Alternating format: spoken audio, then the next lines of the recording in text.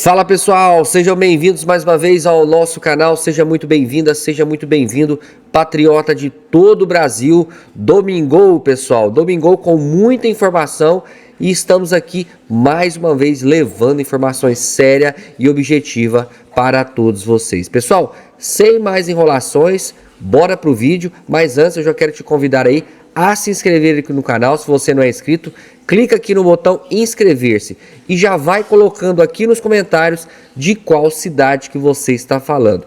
Não se esqueça também de deixar o seu like no vídeo, vai deixando o like no vídeo e compartilhe ao máximo esse vídeo para mais pessoas. Sem mais enrolações, bora pro vídeo. Pois bem, olha como o Brasil está bem na foto, né? O Brasil é o país com maior gasto público com campanhas e partidos. Olha isso, depois da lei que permitiu aumentar o fundo eleitoral, o gasto deve chegar a quase 800 milhões de dólares. Olha isso aqui. Custo médio de cada parlamentar em relação à renda média da população, que é a métrica que importa, porque é quem paga a conta por meio dos impostos, né? O Brasil é o líder, mas assim, de longe,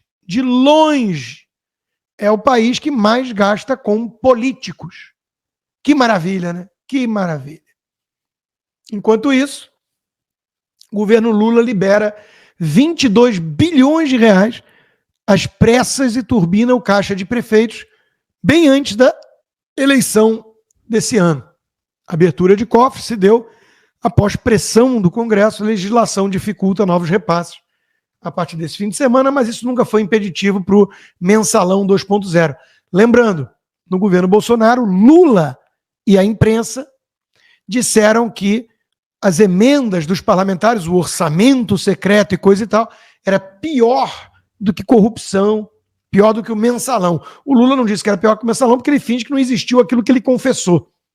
Porque essa gente é assim mesmo, cínica e mentirosa. Agora, tá faltando dinheiro para comprar todo mundo. Porque tem que comprar as prostitutas do Congresso, o Centrão Fisiológico, os artistas com Lei Rouanet, recorde, os empreiteiros, os banqueiros. Tem que comprar muita gente. Aí quem é que começa a ficar incomodado? Os bagrinhos. O funcionário público faz greve, o professorzinho doutrinador. Aí o Lula inaugura até, né, potencial de obra, né? Vamos fazer, ele inaugura, só que de vez em quando dá ruim, como fez agora essa aluna ao escancarar que a coisa está muito incompleta, viu, Lula? Depois de muita luta e 14 anos de espera, finalmente estamos presenciando a inauguração oficial de apenas metade de um novo campus da Unifesp em Quitaúna, o qual foi aguardado ansiosamente por toda a comunidade acadêmica.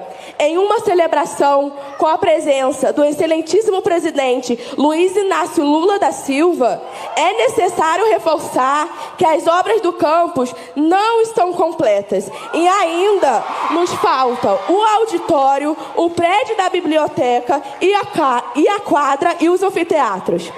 As melhorias físicas em nosso dia a dia universitário têm significado simbólico. A efetivação de um projeto que visa sustentar e valorizar uma educação pública de qualidade. Mas, para além de um campus, a universidade se faz com pessoas, com inclusão e diversidade, bem como a concretização de políticas públicas de permanência. Os caras estão apanhando de tudo que é lado, né? Pô, vai lá inaugurar, solta uma verbinha achando que comprou os aplausos efusivos, e aí vem a menina e fala assim, incompleto, falta isso, apresenta o resto da fatura, né? Óbvio. Bom, a verdade é que nós estamos não só sob uma gangue que sequestrou o país, mas eu nunca vou reduzir o petismo a um aspecto de corrupção. Essa sempre foi minha crítica à turma do Deltan, Dallagnol e companhia. É não dar a dimensão devida ao aspecto ideológico, ou seja, é diminuir, reduzir o aspecto do comunismo. Ninguém iria para a Venezuela hoje e diria que o problema maior é a corrupção. Então, veja, nós temos um governo popular socialista, comunista, diz Jerônimo em evento com Lula. O mesmo que já se vangloriou de ter mandado um comunista para o STF. E aí, toda a imprensa fica debochando de quem fala de ameaça socialista no Brasil. Porque vocês têm que parar de ler a velha imprensa corrupta, esquerdista, tucana, na melhor das hipóteses, e começar a ler coisa séria. Revista Oeste, Gazeta do Povo. E na Revista Oeste, meu amigo Flávio Gordon, que também é colunista da Gazeta, escreveu um belo texto chamado Um País Rumo a um Estado Totalitário. Os altos magistrados da República decidiram, por exemplo, que o direito constitucional ao habeas corpus não se aplica aos bolsonaristas presos nos atos institucionais alexandrinos. Ou seja, hoje nós temos um conluio, o tal consórcio da velha imprensa, do PT, que é uma gangue que sequestrou o país, e o seu puxadinho supremo, todos eles agindo para transformar o Brasil numa ditadura comunista. E isso é sério. Isso não é uma brincadeira. E é preciso reagir enquanto há tempo. Porque a turma resolveu reagir uma vez mais, agora na Venezuela. Como de vez em quando acontece em Cuba. Mas aí, lamento dizer, parece tarde demais. Bueno, esto es impresionante, señores. Esto es La Fría, municipio García de Evia, estado Táchira. El Táchira salió, papá, porque estamos cansados. Verdaderamente queremos un cambio para nuestro país, para Venezuela, creyendo en que viene un nuevo tiempo para mi país. Viene un nuevo tiempo para mi país. Tiempo de crecimiento, tiempo de bendición, tiempo de cambio, tiempo de resurgimiento, el tiempo del nuevo renacer. Así que declaramos sobre nuestra patria Venezuela que vienen las bendiciones. Lamento ser pessimista ou realista, mas parece pouco demais, tarde demais. Talvez com o Homem Laranja de volta à Casa Branca, os venezuelanos, os pobres venezuelanos, o povo da Venezuela tenha alguma esperança, alguma expectativa, alguma chance de reverter esse quadro lamentável de um país que já mergulhou num totalitarismo de esquerda, num regime socialista. Que é isso, opressão, miséria, ausência de liberdade básica. E não pensem vocês que os intelectuais e os poderosos caciques do PT, da esquerda, não estão pensando exatamente nisso. Estão fazendo análise e estão apontando que há resistência, que a direita cresceu demais no país, ou seja, tem que intensificar o jogo para tirar os obstáculos do caminho. É o que diz ninguém mais, ninguém menos do que Daniel. Você não sabe quem é Daniel? É o Dirceu, codinome Daniel, treinado em Cuba. É isso que ele faz de análise. Nesse momento, o PT e os partidos políticos brasileiros, eles enfrentam essa questão de qual é o projeto político. O PT sempre teve um projeto político, essa foi a força dele, que era governar o Brasil. Parece reformista, mas é revolucionário para o Brasil. Nós estamos vendo agora como é revolucionário. Naquele momento, em 89, o PT aspirar a governar o Brasil, e por fim governou a partir de 2002. Hoje, infelizmente, a situação é muito pior, não só pela força da direita, pelo conservadorismo e pela conjuntura contra-revolucionária no mundo, e aqui na América Latina inclusive, mas também porque nós governamos sem maioria no parlamento. Governávamos com uma sociedade desmobilizada, com a direita mobilizada. E há uma pressão para o governo ficar de joelho e aceitar uma saída liberal para a economia. Não concluir o que começou, que é fazer uma reforma do imposto de renda, de lucros e dividendos, porque o grande problema do Brasil, que é a pedra de toque, é o rentismo e a concentração de renda, porque é isso que impede o Brasil de crescer, como um país capitalista, estou dizendo. Então, as reformas que nós precisamos fazer precisam de uma mobilização e de outro resultado eleitoral. Então, qualquer projeto político tem que pensar em 12 anos. Eu estou falando isso há meses. Se nós continuarmos pensando no governo do Lula agora, nós temos que pensar em 12 anos. Nós não vamos resolver no problema do Lula agora as reformas estruturais. Nós vamos ter que sobreviver conviver com esse governo, ganhar a eleição de 26 e mudar a correlação de força no Congresso para menos pior, como está agora. Porque não vai ser majoritário por causa da estrutura política eleitoral brasileira. Não é fácil o desafio que o Lula tem. E o pós-Lula eu não quero nem pensar. Pós-Lula e toda uma geração que eu faço parte, que eu estou com 78 anos, né? O Lula faz agora em outubro 79, eu faço em março. E alguns de nós já, Olívio Dutra, Rui Falcão, já passaram dos 80. Então tem um problema grave no PT também de relevo, como diz os cubanos, né? De renovação, novas gerações, entendeu? E toda a institucionalidade brasileira está feita para cooptação, está feita para eternizar os mandatos parlamentares. Eu acho que nós temos que ter consciência que nós temos que, eu sempre falo, temos que ajudar o presidente Lula a governar o Brasil, porque a correlação de força está muito desfavorável.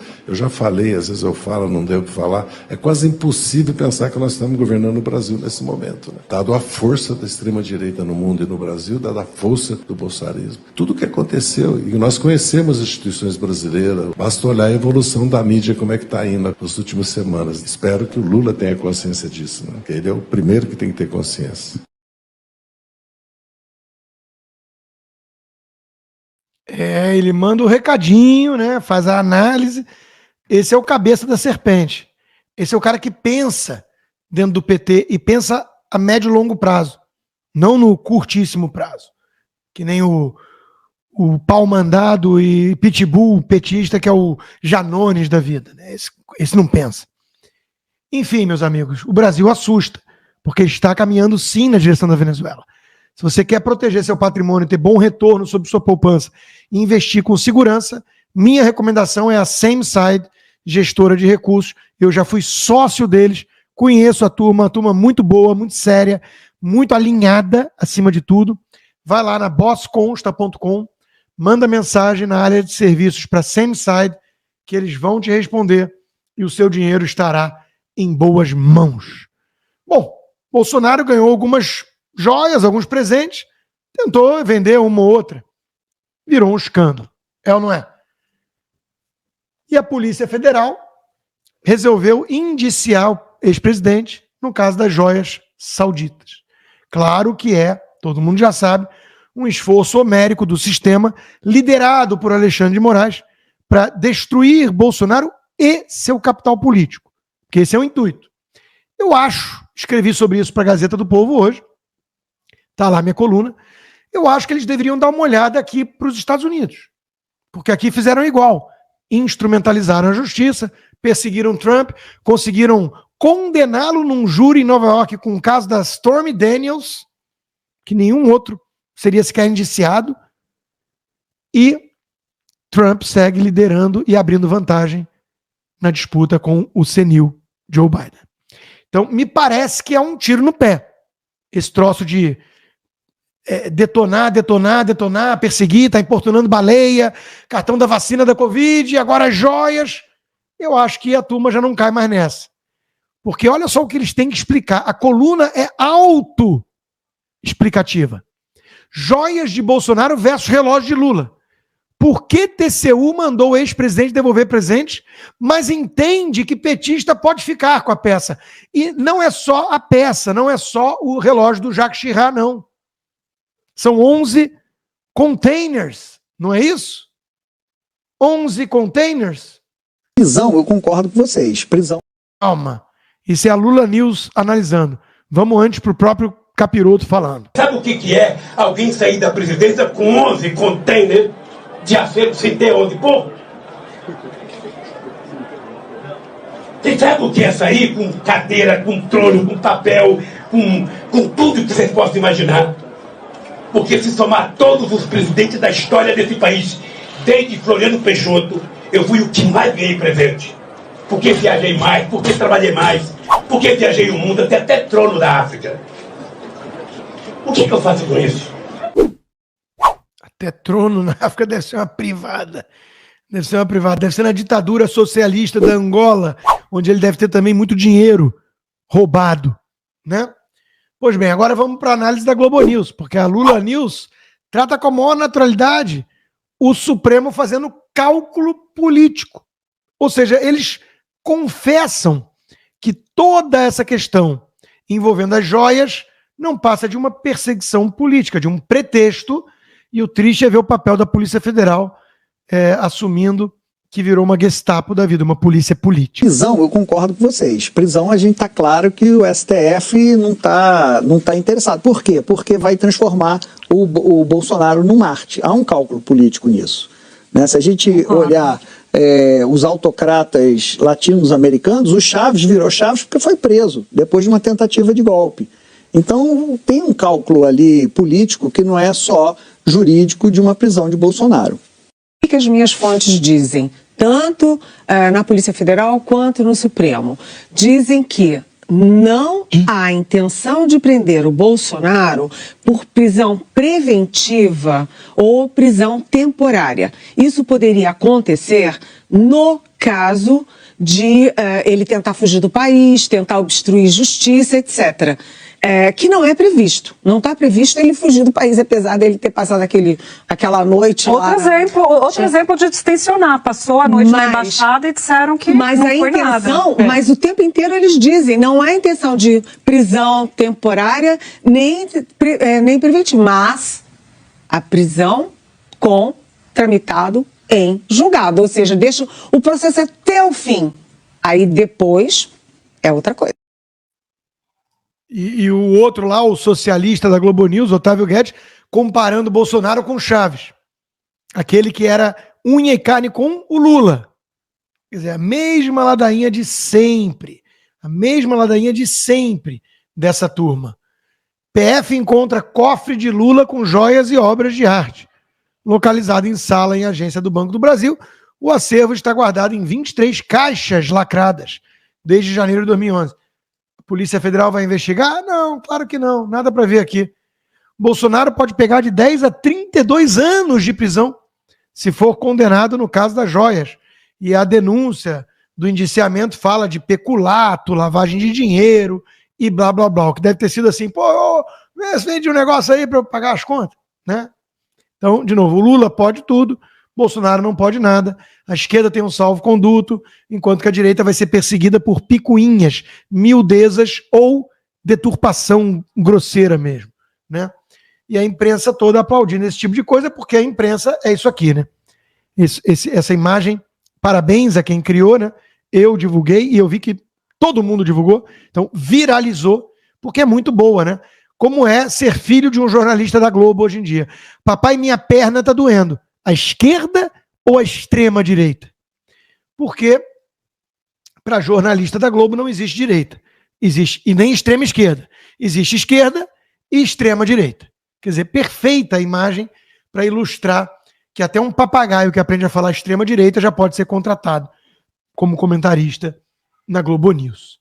Enquanto isso, minha amiga Fernanda Bá fez um belo resumo dessa situação toda caótica que a gangue petista sequestrou o país e está destruindo tudo aquilo que o governo Bolsonaro ajudou a construir, a plantar como semente.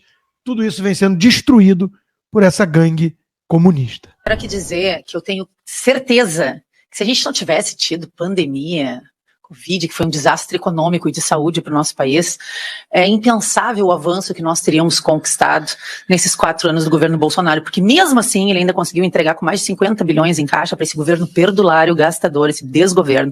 É importante que a gente diga que em menos de 1 ano de governo Lula, e é por isso que eles odeiam tanto o Bolsonaro, as máscaras estão caindo e as pessoas, aos milhões arrependidas de terem feito o tal do L.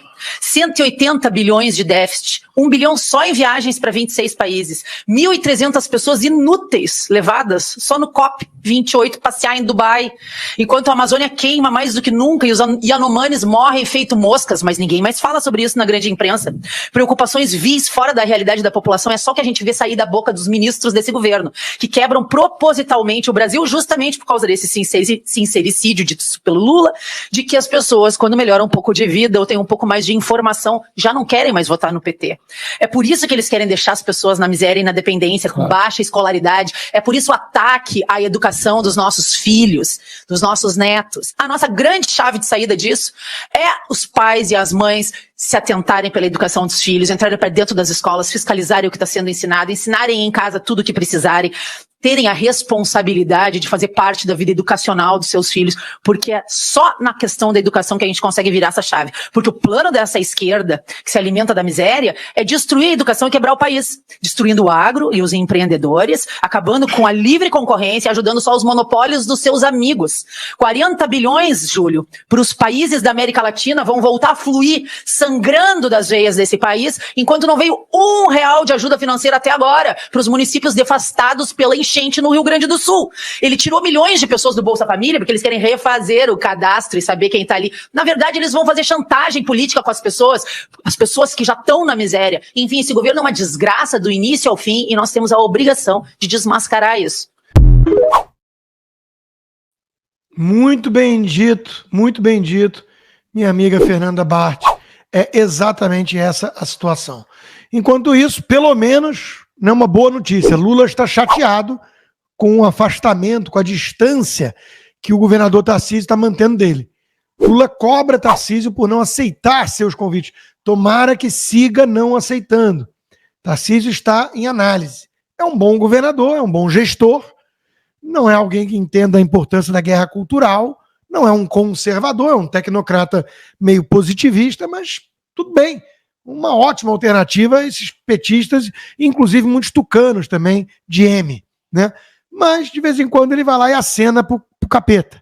Então, a gente está de olho e se o Lula está reclamando que ele está longe, isso é boa notícia. Voltamos, pessoal, com as informações aqui no canal e agora falando aí da Michele Bolsonaro, pessoal. Michele Bolsonaro, que está aí nas paradas, né? Está aí talvez na disputa presidencial em 2026, né? A gente não sabe se vai ser o Tarcísio, ou se vai ser a Michele, ou o próprio Bolsonaro, mas a Michele está no cenário político. Vamos lá. PL aposta em Michele Bolsonaro após falta de indiciamento no caso das joias. Recentemente, em uma investigação complexa, a Michele foi apontada como destinatária de um valioso presente, um kit de joias Chopard avaliado em 5 milhões.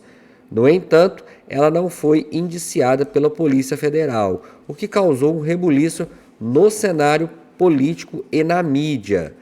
Paralelo às investigações, a atuação de Michele Bolsonaro nas pesquisas eleitorais para a próxima eleição do Senado do Distrito Federal indica uma posição favorável. Este cenário desperta interesse em estratégias políticas do Partido Liberal, do PL, que parece estar moldando uma campanha bastante positiva em torno dela, principalmente em um contexto onde seu esposo, Jair Bolsonaro, enfrenta inelegibilidade. Não apenas a figura de Michele Bolsonaro se mantém forte nas pesquisas, mas sua imagem pública é crescentemente associada a uma versão mais amena e conectada com o bolsonarismo. Isso reflete uma tentativa do PL de reorientar a percepção pública, aproveitando-se da carisma e apelo popular da ex-primeira-dama para ganhar território político. Qual o impacto das investigações das joias na imagem de Michele Bolsonaro? Apesar das complicações legais suscitadas pela investigação das joias, a ausência de indiciamento de Michele Bolsonaro serviu para solidificar sua posição, evitando maiores desgastes públicos. Este desenvolvimento é uma boa notícia para o PL, que utiliza cada nuance desses acontecimentos para fortalecer a imagem de Michele junto ao eleitorado do Distrito Federal. Olha aí, hein? Dados atuais das pesquisas eleitorais. De acordo com os dados recentes levantados pelo Paraná Pesquisas, Michele Bolsonaro lidera as intenções de voto para o Senado no Distrito Federal, com 35,5%, seguida de perto por Ibanez Rocha, do MDB, e outros candidatos. Observa-se que o eleitorado permanece receptivo à sua candidatura, uma tendência que o PL espera explorar ainda mais intensamente. Então, tá aí os dados, né? Michele Bolsonaro com 35,5%, Ibanez Rocha com 28,7%, Fred Linhares, do Republicanos, com 26,1%, Érica Cocai, do PT, com 18,9%, Bia Kicis, do PL, com 12,2%, Leila Barros, com 11,5%, Rosilene Correia, do PT, com 9,4%, Não Sabe e Não Responderam, 3,6%, brancos e nulos, 11,1%. A liderança de Michele nas pesquisas sugere que, apesar dos desafios e controvérsias, há um caminho viável para sua eleição em 2026, refletindo não apenas seu apelo pessoal, mas também uma estratégia bem articulada pelo PL. Está aí a Michele Bolsonaro, né, nas pesquisas de intenção de voto. Pessoal, vamos para outra informação. E agora falando aí do Felipe Neto. Pessoal, o juiz ordena arquivamento de ação de Lira contra Felipe Neto. Em uma decisão recente que aconteceu no Distrito Federal, o juiz federal Antônio Cláudio Macedo da Silva decidiu arquivar o processo em que o presidente da Câmara dos Deputados, Arthur Lira, alegava ter sido ofendido pelo influenciador digital Felipe Neto. A origem do conflito remonta a uma declaração feita por Felipe Neto em 23 de abril deste ano, quando ele se referiu a Arthur Lira como excrementíssimo, provocando grande repercussão. Esse termo desencadeou uma série de debates sobre o que configura a liberdade de expressão versus o respeito devido às figuras públicas, levando questões sérias sobre até onde podem ir as palavras proferidas em espaço público ou virtual. Segundo o documento liberado para consulta pública, a decisão do juiz Antônio Cláudio Macedo da Silva foi fortemente influenciada pela avaliação do Ministério Público Federal. O órgão apresentou uma promoção de arquivamento baseada na interpretação de que a fala de Felipe Neto foi uma das mais desafeto pessoal do que uma tentativa de ataque injurioso à honra de Arthur Lira. O próprio juiz, apesar de reconhecer o comentário de como de extremo mau gosto, concluiu que não constituía um ato criminoso. Pessoal, tá aí as informações. Espero que vocês tenham gostado desse vídeo. Já vou te pedindo aí para deixar o seu like, vai deixando o like no vídeo, compartilhe esse vídeo ao máximo e se você não é inscrito, já te convido a se inscrever gratuitamente aqui no nosso canal, clicando no botão se inscrever.